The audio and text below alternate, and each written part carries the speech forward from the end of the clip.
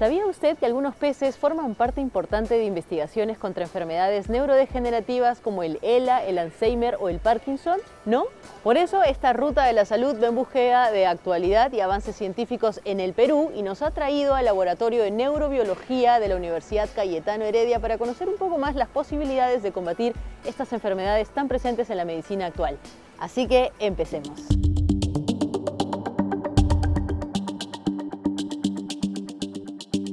Bien, y ya estamos con nuestro especialista, el doctor Eduard Málaga, neurobiólogo de la Universidad Cayetano Heredia, que nos va a contar un poco en qué consiste esta gran investigación. Doctor. Nuestro foco de estudio, nuestro tema central de investigación es entender por qué y cómo se mueren las neuronas cuando tenemos enfermedades como el mal de Alzheimer o el mal de Parkinson, en el cual a cierta edad las neuronas empiezan a morirse misteriosamente. Entonces, en este laboratorio reproducimos algunos de esos procesos para estudiarlos mejor y comprenderlos.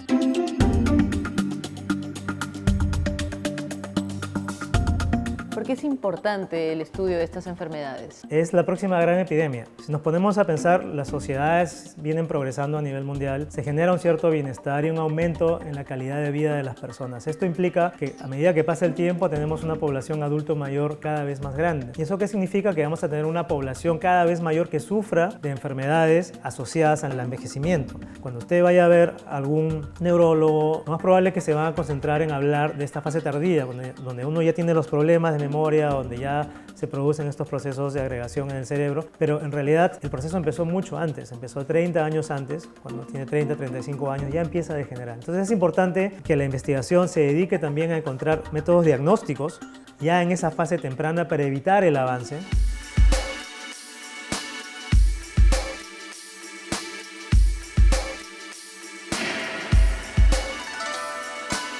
¿Cómo es que llegan usted y parte de la investigación a utilizar a estos peces y por qué son los más adecuados en todo caso? Bueno, los peces llegaron en maletas. Es una historia increíble. Es importante saber. En nuestro caso, cuando vimos que las tentativas usando el ratón para estudiar estas enfermedades fracasaron, decidimos probar con los peces cebra. Se trabaja principalmente con los embriones. Son muy similares anatómicamente, tienen cerebro, tienen el mismo tipo de células, el mismo tipo de neuronas y, lo que es muy importante, tienen cerca del 80% de genes que en humanos producen enfermedades.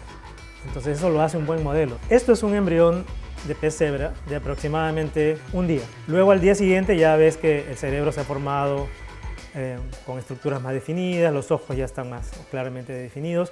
Y estos peces, por ejemplo, estos embriones son transgénicos, es decir, están manipulados de tal manera que les brillan las neuronas. Es decir, si yo apago la luz y pongo un filtro fluorescente, voy a ver que le brillan en verde acá, por ejemplo, todas las neuronas del sistema nervioso central. Ya con más acercamiento podríamos ver los grupos de neuronas, los axones, los nervios, y podemos incluso hacer reproducciones de videos en los cuales aislamos solamente esos tejidos y podemos ver cómo crecen, cómo se reproducen, cómo mueren.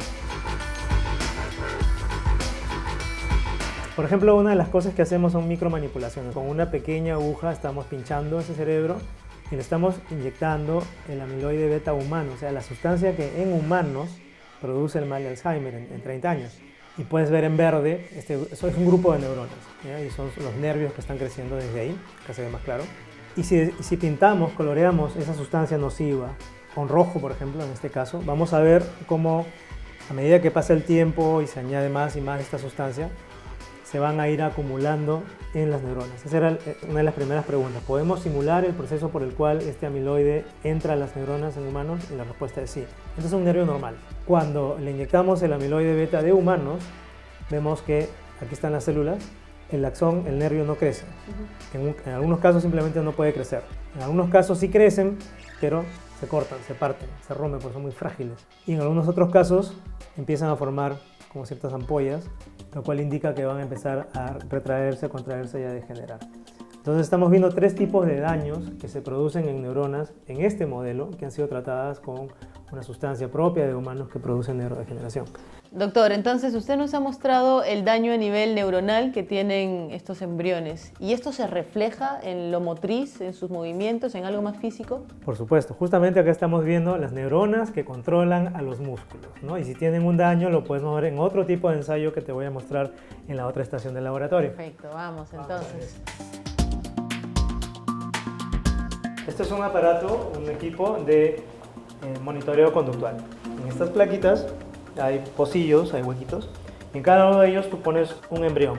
Y esta máquina lo que va a hacer, te permite registrar el movimiento simultáneo de hasta 96 embriones a la vez, con diferentes tratamientos. Pueden ser patrones normales de nado, que los comparas a embriones que han sido tratados con este amiloide beta humano o que han sido manipulados para cierta proteína de importancia neuronal. Y lo que va a generar la máquina, un video en el cual tú puedes apreciar cómo estas larvas se mueven. Al cabo de cierto tiempo te muestra en líneas de diferentes colores dónde ha estado ese embrión, cómo se ha movido, en qué dirección, si sus movimientos son rápidos, son cortos, son lentos. Entonces de esta manera yo puedo conectar los daños que veo con qué le pasa a ese embrión. A los 96 que están tratados igualitos, a cada uno le pongo un fármaco diferente que yo sospecho que podría ser una potencial cura.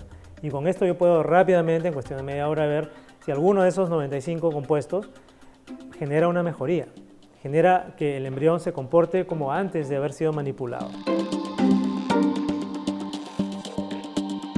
¿Qué sucede con los peces cebra? Y que es importante saber qué sucede cuando mezclamos la ciencia con la vida animal. Otra de las grandes ventajas de este modelo es precisamente el tema ético.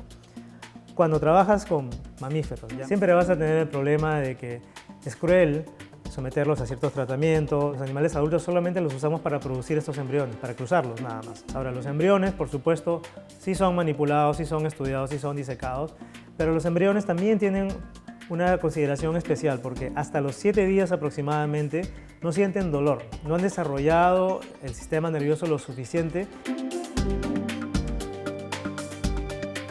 Doctor, y para ir finalizando la entrevista, cuéntenos qué proyectos se vienen a mediano y largo plazo. Tenemos un evento el próximo año, que es un evento mundial. Normalmente los investigadores de peces cebra se reúnen una vez al año, ya sea en Europa o en Estados Unidos. Y lo que estamos logrando es que esta red latinoamericana se convierta en una sede más del Congreso Mundial. Tenemos gente muy prestigiosa que hace trabajos muy importantes en Asia, en Europa, en Estados Unidos, que van a venir a este evento. El evento es un evento doble.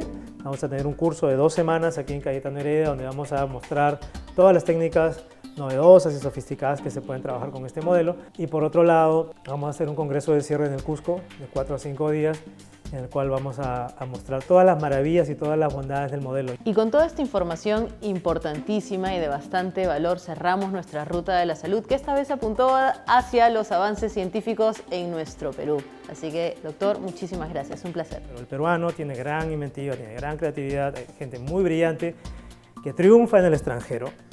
Y quizás el reto es poder hacerlos triunfar acá, ¿no? Darles la posibilidad de triunfar, de generar conocimiento que va a generar luego innovación. La innovación no la van a tener en 2 o 3 años, la van a tener en 10 años, en 15 años por lo menos, pero tiene que ser propia. Innovar para muchos significa traer algo nuevo al Perú, mientras que en un país desarrollado innovar es crearlo, inventarlo de cero. Y ese proceso no lo estamos promoviendo suficientemente.